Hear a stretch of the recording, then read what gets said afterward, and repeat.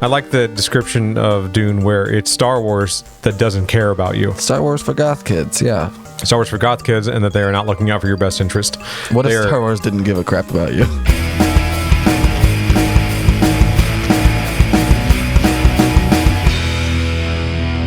His face is huge. Why should he keep doing that? I don't know. Talk to me. Stay here. What? Stop talking. Did you notice all the Fremen we meet have blue eyes? Why are the Fremen's eyes blue? Tell me. They are saturated with spice melange. Spice melange. Did they say... So, by the way, just a spoiler alert. Spoiler alert, still in effect. For all things Dune related. The new Dune movie and the Dune book and David Lynch's Dune are going to be thoroughly discussed. David Lynch's Dune came out in 1984, so I'm not going to apologize for that. And we're putting it in a Dune video with us playing a Dune game. So what are we going to... The idea that that's what we're going to be talking about. And even this game might spoil some things about Dune. Spoil some plot points, yeah. So this Fremen, he doesn't want to work for me, and I can't say I blame him. That's where we are, is nobody wants to work with us. They don't think we appreciate their skills yet. So let's go to the next one. Yeah, let's do it. And that's what I liked. I liked the Fremen portrayal in the movie the most out of anything. I'm looking forward to so much more Javier Bardem. Javier Bardem is... He insists on being... Scene? Oh, that's directly from the book. It was beautiful. Right? The spit scene was great. I liked that. Yeah. The more I talk about the movie, the more I realize that there are things about it that I liked. It's just the things that stuck out to me were just so glaring. It's like listening to a song and in the middle of it you just hear a couple of notes that stick out and you can't unhear them. Yep. Big thing were lasers in the movie. Let's talk about lasers. Lasers and atomics are things I had problems with. And not because they didn't mention atomics.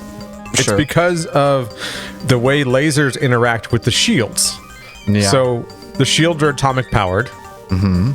The lasers are atomic powered. Mm-hmm. If the laser shoots the shield, there's going to be a massive nuclear explosion. It should be that. It should be that. From the book.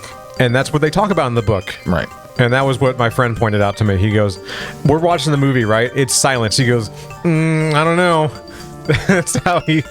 Well, I remember in the book... Look at his clothes. He's green. That the reason that they don't... Yeah, that is pretty great. He looks like Ra's al Ghul. It's Ra's al Ghul. Thank you. Sorry, he looks like Ra's al Ghul. My God. From the animated series. Get out. You're fired from the band. They say Raj in the cartoon. They say Raj in the cartoon, and they said Raj in Batman Begins, and that's the only place they've ever said it. Not doing Batman. I will not go to bat for that movie. So this guy says to me, we're talking to a Fremen right now, and he says to me, we saw you coming from the other siege. That's the Fremen's thing. They watch everything. They're watchers of the desert.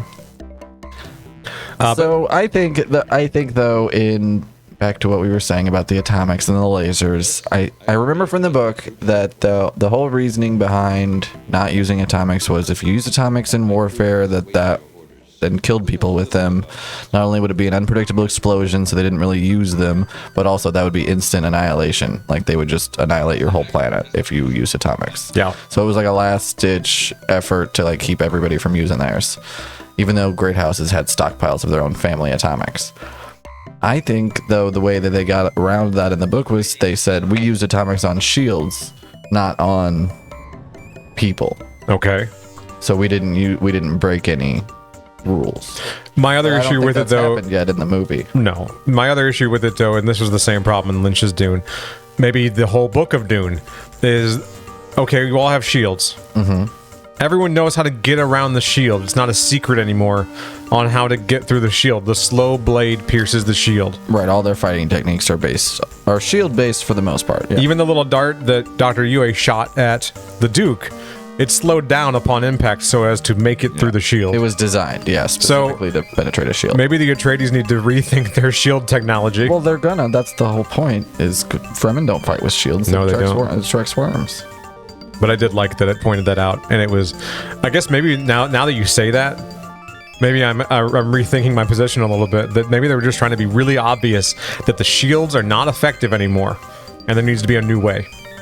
There needs to be change. I think a certain amount is going to make more sense in hindsight. Probably. How long do you think it will be before we see a part 2 of Dune? I'm saying at least 3 years. 3 years? I don't think two to 3 years. I think people would lose interest. Oh no, we have a new character on the screen. Duncan, Idaho. Ugh. Ooh, he looks like a potato. The Duke asked me to supervise the production of spice. Oh, that's nice of him. Very nice of the Duke to assign you to such a task. I'm pretty sure that that's not his job. Come with me. Come with me. No, Talk he's to me. supposed to give insight to the Fremen people and try to strike up an alliance. Well, this guy claims that his job is to supervise the production of spice. Sure. Right, whatever. I haven't much to do. I hope that we'll be able to extract large quantities of spice very soon. You're real hung up on the spice there, Duncan. I don't think that's you, man. I believe the expression is the spice must flow, though. So, yeah, I mean, people are pretty concerned about it. He says he can't come now because he has work left there. What do you think? What kind of work? Talking to him. All right. Bail. All right, come on, mama.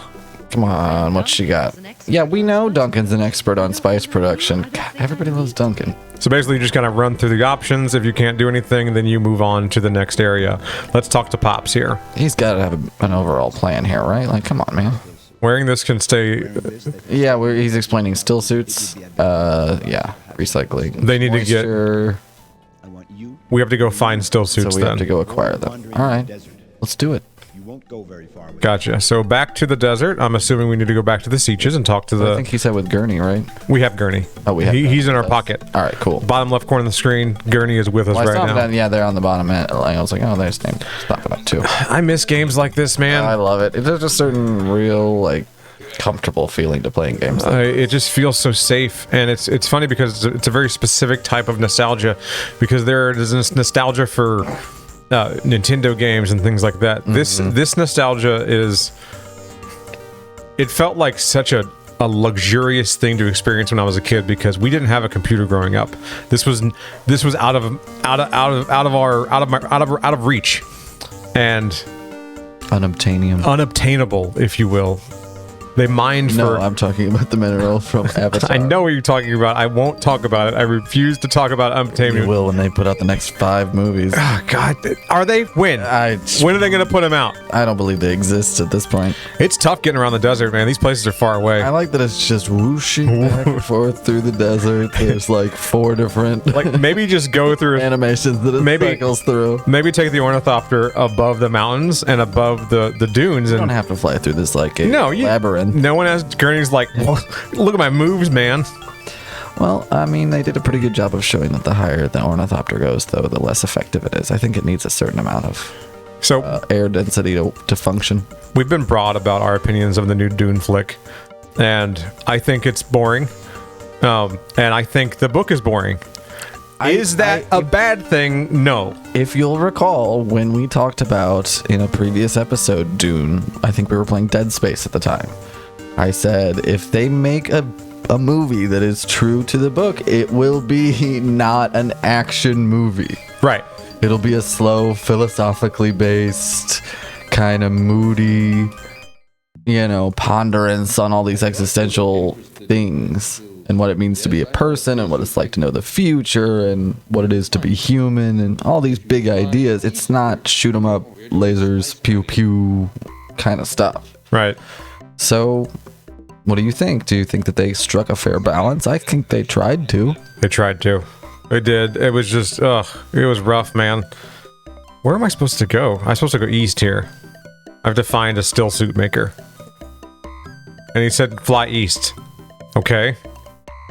Not on the map, so I need to find this the old-fashioned way, I guess. Do we have the option to kill Jameis? Because then we would inherit his wife and she could get us a still suit. That comes later. Okay. You inherit his wife, and you get his kids too, right? You get 2 boys, yeah. You get 2 boys. I liked, so here, I've been negative. We're going to be positive. I love being positive. That's great. The visions where he sees Jameis, and how Jameis says he's going to show him the way of the desert. Okay.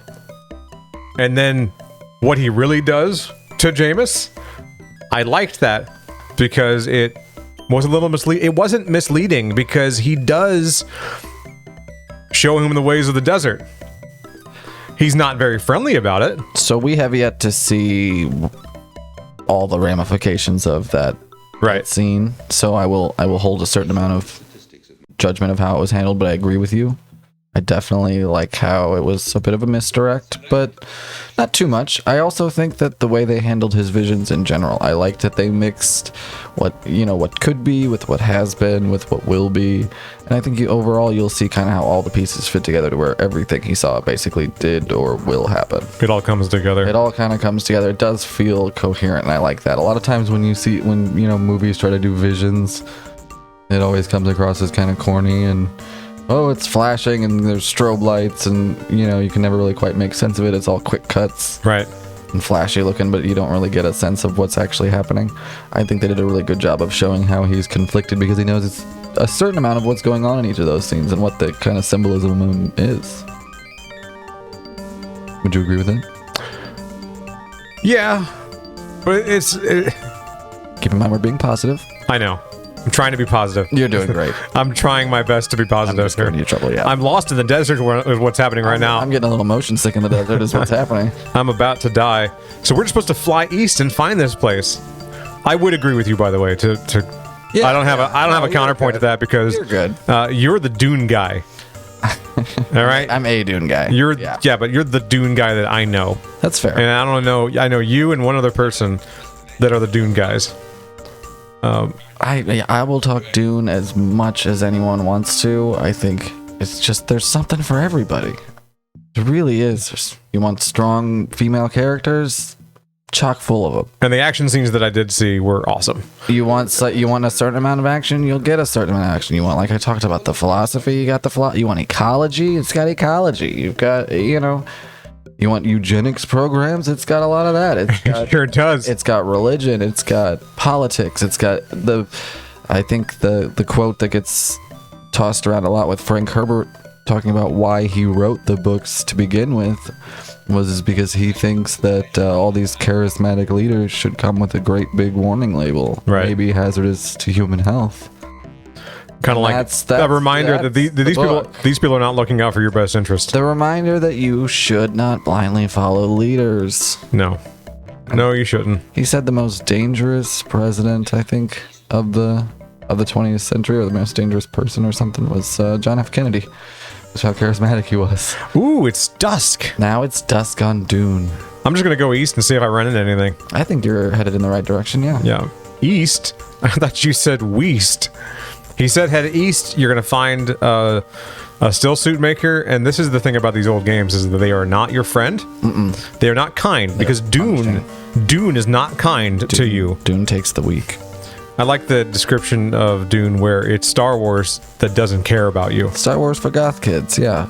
Star Wars for goth kids, and that they are not looking out for your best interest. What if Star Wars didn't give a crap about you?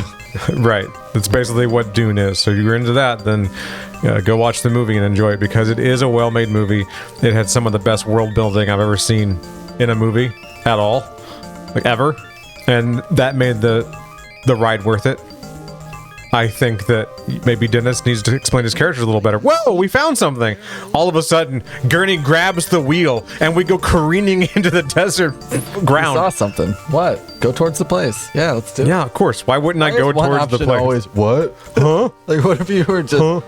Like, you could be a real simpleton in this game if that's just your response to everything that happens. Do you take so-and-so as your lawfully wedded wife? Huh? What? Huh? Where am I? What day is it? Skip to destination. Oh, okay. Yeah, let's do that. We're going to do that. Oh, mouse is gone. I'm landing. It's a landing sequence. We're already there? We have to watch it. There it is. See it? To the right. I like it. All these caves look the same. All these caves kind of look like the mouths of worms, don't they? I was just thinking that. That's on purpose, guaranteed. It's got to be, right? Oh, so we've been talking about Dune, right? We haven't even mentioned the worms. Shai Hulud. We have not mentioned Shai Hulud and His Majesty. Oh, I love how the movie just did not care if you knew what they were talking about. No. When they were referring to the worm and the maker and using all the old phrases. I just love that because it's so fun when they don't. I mean, they did in a certain sense spoon feed a certain amount of it to you. They're very clear about certain things, but some things they just no. This is just what this lady's gonna say right now. Right. Deal with it. Oh, it was great though for a book nerd like me to hear all those quotes. So what am I supposed to do in here? It's so silent, impressive, isn't it, Paul? Oh, did you catch sight of the Guild Navigators? Yeah, that design was cool. That right? was cool. with the white suits, with the like There space were so many- helmets with the so- orange mist. And that's my issue with this looks so movie cool. is that things are just happening. Things and just keep rolling on right on by, but somehow, like I will admit, like you said, it kind of a slow waltz. It reminded me so much of Dark Souls and the fact that it is not your friend. It doesn't care if you know about the source material. What about them collecting blood on Getty Prime? Yeah, That was fun. yeah. Brutal. That wasn't Getty Prime. That was the Sardaukars. That was cool, by the way. They're collecting blood, and the Sardaukars, Secula Seculum or something like that. I don't even know how to say the name right. Segunda? Segunda? All right. It's something Segunda. What is with these hairdos, man? I don't know. They all look like low-level Batman villains. Yeah, I want to know about the principles of our still suits. It's good that you're so keen to learn our ways. Y'all are really helpful. Javier Bardem was the opposite of helpful. Javier Bardem did not care why you were there. You were just... The Atreides people were just... No, it's another face. It's another person that I'm going to have to deal with. Javier Bardem reminded me of the manager at McDonald's that's been there for 15 years. I thought he really nailed the attitude, though, that they portray of Stilgar in the book. No, really? Just kind of dismissive or what? It's not that they're it's not that he's dismissive. They're a hard people. Right. They are very utilitarian based. They are very much focused singularly on the good of the tribe, of the people in their sietch. And he, as the leader, takes that very seriously. You don't become the leader by anything but being the strongest of the group. So he takes that role very seriously. And I don't think they have a lot of time for pleasantries and small talk and things like that. You can't waste. You don't waste conversation. You don't waste time. You don't waste breath. You don't waste moisture. It's all a part of their culture. Next time we're going to talk about a word that was omitted from the film, and glaringly so. Some kind of skirmish. Yeah, you could say that. All right, next time.